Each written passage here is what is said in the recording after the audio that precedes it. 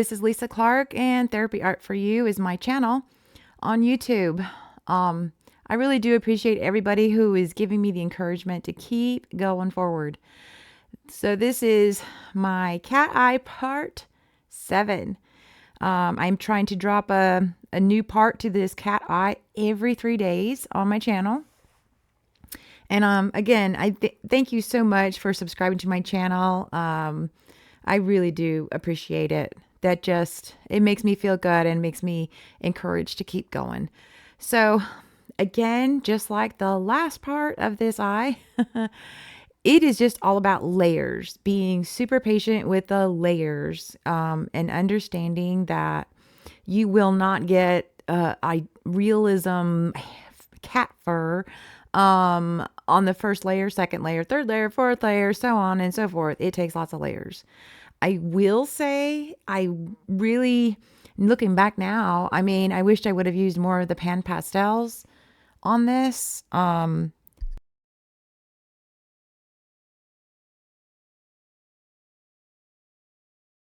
Sorry, just had a sneezing fit.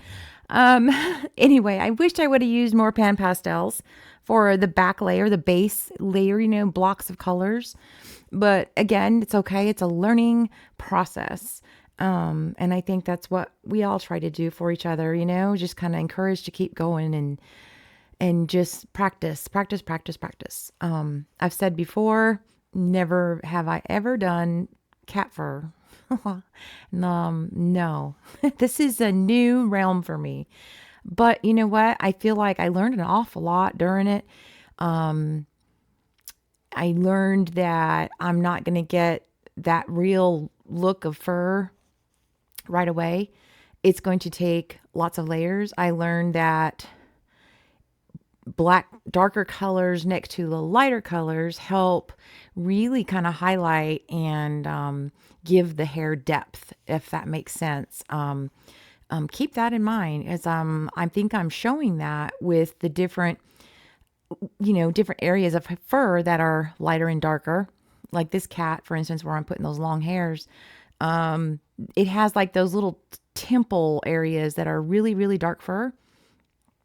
So I knew I would have to put white highlights next to it to give it that depth of color. And I think I achieved that in that little temple area where it's really dark.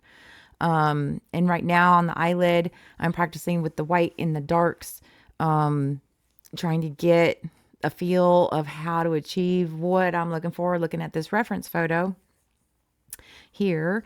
You can see the different depths of darkness and lightness.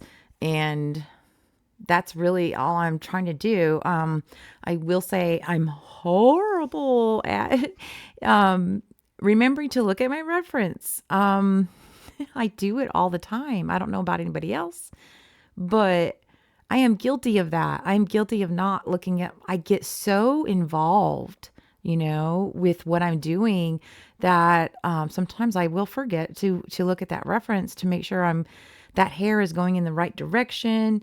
I'm getting the primary markings down in the right area. I just kind of start losing myself in the picture, which nothing wrong with that. But if you are trying to make basically a duplicate of the photo, you kind of need to stop and look at that photo reference. So I am guilty of that. I've said it before, do as I say, not as I do. It's so easy when I'm looking back at replaying these videos so that I can do my little voiceovers. I'm seeing things like, oh my gosh, Lisa, what were you thinking here? But, that's okay. You can see I go over it and over it and over it. I will put down my little hairlines and then decide, yeah, I don't like that. Or it needs more depth. It needs more color variations. So I will go over it again, as you see me do. And really, I'm kind of happy with it, the way it ended out. I will say I got super tired of doing hair. It was a lot of hair. But I learned a lot too during the process of this. Oh, by the way, this pencil I'm using right here, I had just gotten that day in the mail, and wow, I super, super like it. I'm trying to see the brand of the name brand. I can't see it, but I will definitely have it in my description underneath this video. But it's a sketching charcoal pencil, and it's considered soft.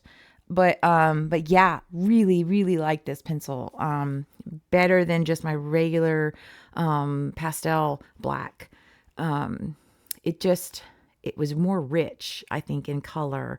Oh, here I am. If you followed me at all during this pupil, you know, I am just upset with myself for burnishing that on the first time at it with graphite pencils. But you know what? That soft charcoal kind of helped it a little bit. I can tell you when I have the finished picture in certain light, I can still see the shine. But that's okay. It's not as bad as it was, so that's good. And I use that blending stump. I love my blending stumps. I use them, I think, on every single picture I ever do, regardless of the medium. I love my blending stumps. But I will say another way to achieve like a blended soft look on this particular picture, whenever I use the cream or the white colors, pastel soft pencils, it had the same effect, basically. I mean, you can blend with those two if you want to soften it, if you want it to just kind of blend with the back layers of colors, those will work too. But yeah, really like this soft black charcoal pencil. It was I was glad it arrived that day. I had fun with it. I hadn't used this brand before, so yeah, it was fun. I liked it. I will definitely be using it again. So highly recommend.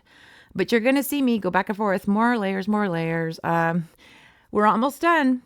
We're almost done with this eye. Part 8 is on my channel. I hope you enjoyed it. Yeah, thanks for watching, and you have a great rest of the day. Bye.